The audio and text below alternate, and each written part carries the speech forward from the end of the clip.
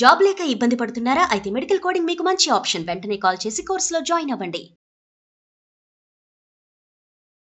వాగర్థావివ సంపృక్తౌ వాగర్థ ప్రతిపత్తయే జగతః పితరౌ వందే పార్వతీ పరమేశ్వరౌ.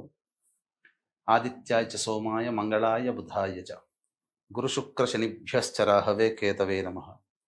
శృంగేరి జగద్గురు పీఠాధిపతులకి, కంచి పీఠాధిపతులకి నమస్కారములు తెలియచేసుకుంటూ కార్యక్రమాన్ని ప్రారంభిద్దాం. ఈరోజు మనం చర్చించుకునేటువంటి అంశము ఏప్రిల్ 30వ తారీఖు వైశాఖ శుద్ధ చతుర్దశి నృసింహ జయంతి, అనగా నరసింహస్వామి వారి జయంతి. ఈ కార్యక్రమంలో మనం విశేషంగా స్వామివారి జయంతి ఉత్సవాన్ని ఏ విధంగా జరుపుకోవాలి, ఏ విధంగా పూజ చేసుకోవాలి, ఏ విధమైనటువంటి కార్యక్రమం నిర్వర్తించుకోవాలి, దానాది కార్యక్రమాలు, ముఖ్యంగా ఇంట్లో నరదృష్టి, నరఘోష, కుటుంబ సభ్యుల జీవితాలలో శత్రుబాధ తొలగాలంటే ఇంటి గడప దగ్గర మనం ఏ సమయంలో ఏ విధమైనటువంటి చిన్నపాటి కార్యక్రమం చేయాలో సవివరముగా, క్లుప్తముగా తెలుసుకునే ప్రయత్నం చేద్దాం. ఏప్రిల్ 30వ తారీఖు రోజున నరసింహస్వామి జయంతి కాబట్టి ఈ రోజున వీక్షించేటువంటి మన సుమన్ టీవీ ప్రేక్షకులందరూ కూడా ఎవరి జాతకంలోనైతే ప్రధానంగా కుజదోషము కానీ, లేదా వివాహం కాక ఇబ్బంది పడుతున్నటువంటి అబ్బాయిలు అమ్మాయిలకి కానీ, అన్నిటికంటే ముఖ్యంగా రుణగ్రస్తులు రుణాన్ని తీర్చుకునే అవకాశం లభించాలి అంటే ఏం చేయాలి అంటే, దీంట్లో చాలా రెండు రకాలుగా ఉంటుంది. రుణగ్రస్తులు అనే విషయానికి వచ్చేటప్పుడు మనం ఎవరికైనా డబ్బిస్తే అవి తిరిగి రాకపోయినా, లేదా మనం ఎవరి దగ్గరైనా అప్పు తీసుకుంటే మనం తీర్చలేకపోతున్నా, అన్నిటికంటే ముఖ్యంగా ఈ రోజున ప్రతి వ్యక్తి యొక్క జీవితంలో ఎక్కడో చోట రుణం చేయాల్సినటువంటిది. ముఖ్యంగా బ్యాంకు నుంచి లోన్స్ శాంక్షన్ కావు. అది హౌసింగ్ లోన్ కావచ్చు, పర్సనల్ లోన్ కావచ్చు, వెహికల్ లోన్ కావచ్చు, ఏదైనా కానీ అటువంటిది దైవానుగ్రహం పొంది మనకు అతి త్వరగా మనకు రావాలి అనుకున్నప్పుడు ఈ రోజున చేయబోయేటువంటి చిన్న చిన్న పరిహారాల గురించి తెలియజేసుకుందాం. ముందుగా వీక్షించేటువంటి ప్రేక్షకులు ఈ రోజున లక్ష్మీ నరసింహస్వామి వారి చిత్రపటానికి కానీ, లేదా స్వామివారి విగ్రహానికైనా, ఇవేవీ లేకపోతే విష్ణు లక్ష్మీ సమేతుడైనటువంటి విష్ణు చిత్రపటానికైనా కానీ, విష్ణు విగ్రహానికైనా కానీ చక్కగా తులసీమాల వేసి ఆ స్వామికి పంచోపచార విధానంగానైనా, షోడశోపచార విధానంగానైనా పూజ జరిపి, లక్ష్మీ నృసింహస్వామి అష్టోత్తరంతో కానీ, విష్ణు అష్టోత్తరంతో కానీ అర్చన చేసి, ధూపదీప నైవేద్యంలో భాగంగా ఈ రోజున బడపప్పు, పానకము, చలివిడి, ఇవి 3 స్వామివారికి నివేదన చేయాలి. అభిషేకం చేసేటప్పుడు ఆవు పాలు, ముఖ్యముగా తేనెతో ఆ స్వామికి అభిషేకం జరిపించాలి.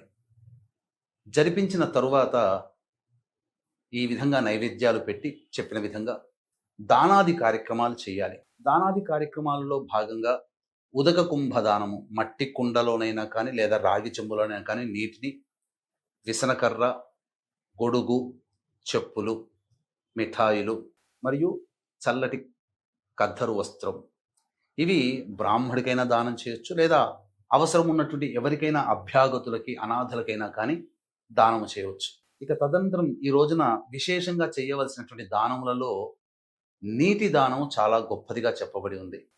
మరియు ఈ విధంగా అన్నదానం కూడా చాలా చేసినట్లయితే ఎంతో గొప్ప పుణ్యం మనకు కలుగుతుంది.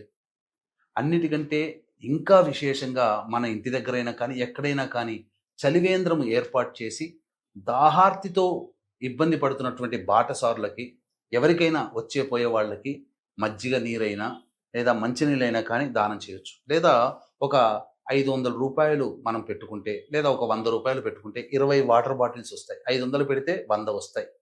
ఎవరికైనా కానీ ఆ వాటర్ బాటిల్స్ని కాలానుగుణంగా వాటర్ బాటిల్స్ని దానం చేయవచ్చు, తప్పులేదు.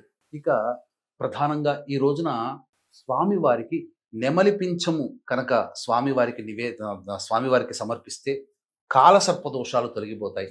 అనారోగ్య సమస్యలతో బాధపడేటువంటి వాళ్ళు వెండి బిళ్ళ స్వామివారికి సమర్పించండి. అంతేకాకుండా ముఖ్యంగా ఈ సంబంధించినటువంటి రుణగ్రస్తులైనటువంటి వాళ్ళు ఈ రోజున లక్ష్మీ నృసింహ కరావలంబ స్తోత్రాన్ని 108 సార్లు పారాయణం చేయండి. అలాగే కుజదోషంతో బాధపడుతున్న వాళ్ళైనా, వివాహం కాక ఇబ్బంది పడుతున్నటువంటి అమ్మాయిలకి అబ్బాయిలకైనా కానీ ఈ రోజున లక్ష్మీ నరసింహస్వామి వారి అభిషేకము, అష్టోత్తర పూజా విధానం అంతా చేసిన తర్వాత ఆ స్వామి వారికి కళ్యాణం జరిపించండి. తప్పకుండా మీ మనోరథం నెరవేరుతుంది అని చెప్పడంలో ఏమాత్రం సందేహం లేదు. అలాగే ముఖ్యంగా లక్ష్మీ నరసింహస్వామి వారికి సంబంధించినటువంటి గడప పూజ గురించి మనం చెప్పుకున్నాం కదా, అది కూడా తెలియజేసుకుందాం. వీక్షించేటువంటి ప్రేక్షకులకి ప్రధానంగా మే 1వ తారీఖు రోజున వైశాఖ పౌర్ణమి. ఈ సందర్భంగా మీ జాతకరీత్యా కలుగు విద్య, వివాహ, ఉద్యోగ, దాంపత్య, అనారోగ్య సమస్యల నివారణకి, అలాగే శత్రుబాధ, నరఘోష, నరదృష్టి, కోర్టు సమస్యలు, వీసా ప్రాబ్లమ్స్తో బాధపడుతున్నటువంటి వాళ్ళు, ముఖ్యంగా మేష, మిథున, కర్కాటక, సింహ, కన్య, వృశ్చిక, ధనుస్సు, కుంభ, మీన రాశుల్లో జన్మించిన వారికి శనిదోష నివారణకై శనిదోష నివారణ పూజలు, హోమాలు, సర్వదోష నివారణ కార్యక్రమంలో భాగంగా జరిపించి శక్తిపాతము చేసినటువంటి కరుంగలి మాలని మీకు ఇవ్వడం జరుగుతుంది. ఈ కార్యక్రమంలో గోత్రనామాదులు నమోదు చేసుకోదలిచినటువంటి భక్తులు మే 1వ తారీఖు సాయంకాలం 5 గంటల లోపల నమోదు చేసుకోండి. సాయంకాలం 6 గంటలకి కార్యక్రమం ప్రారంభమవుతుంది. ఇక చెడుపై విజయాన్ని సాధించినటువంటి మంచి గుర్తింపుగా, అలాగే పాపాన్ని అణగదొక్కి విజయం సాధించిన గుర్తుగా, అన్నిటికంటే ముఖ్యంగా ఈ యొక్క భూభారాన్ని తగ్గించే భాగంలో సాక్షాత్తు అయోనిజ అవతార రూపమైనటువంటి విష్ణు అవతారము ప్రముఖంగా చెప్పేటువంటిది ఈ యొక్క నరసింహస్వామి వారి జయంతి. హిరణ్యకశిపుని సంహారార్థమై ప్రహ్లాదుని అభ్యర్థన మేరకు కాలం కాని కాలం, సమయం కాని సమయం, నింగి నేల కాని చోట ప్రదోషకాల సమయంలో హిరణ్యకశిపుణ్ణి తన యొక్క గ్రోళ్లతో సంహరించడం జరిగింది. ఆ సమయం ప్రదోషకాలం, సంధ్యా సమయం.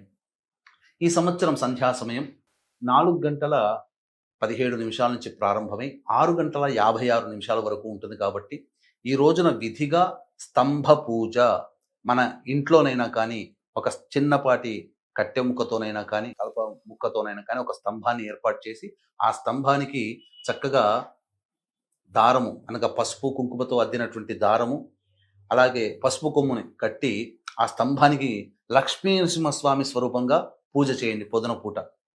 సాయంకాలం ఈ చెప్పినటువంటి 4 గంటల 17 నిమిషాల నుంచి సాయంకాలం 6 గంటల 56 నిమిషాల మధ్యకాలంలో ఇంటి సింహద్వారము లేదా వ్యాపార సింహద్వారం ఉంటుంది కదా, ఆ సింహద్వారంకి ఇరువైపులా ఉన్నటువంటి వాటికి చక్కగా పసుపు కుంకుమతో చక్కగా అలంకరించి బొట్లు పెట్టి ఆ గడపకి మాత్రం కుంకుమ తడిపినటువంటి నీటితో ఆ గడపని పూర్తిగా అద్ది, కుంకుమతో రంగవల్లులుగా అద్ది, తదనంతరం ఆ గడప దగ్గర కూర్చొని లక్ష్మీ నృసింహ కరావలంబ స్తోత్రాన్ని ఆ 2 గంటల్లో ఎన్నిసార్లైనా మీరు చేయవచ్చు.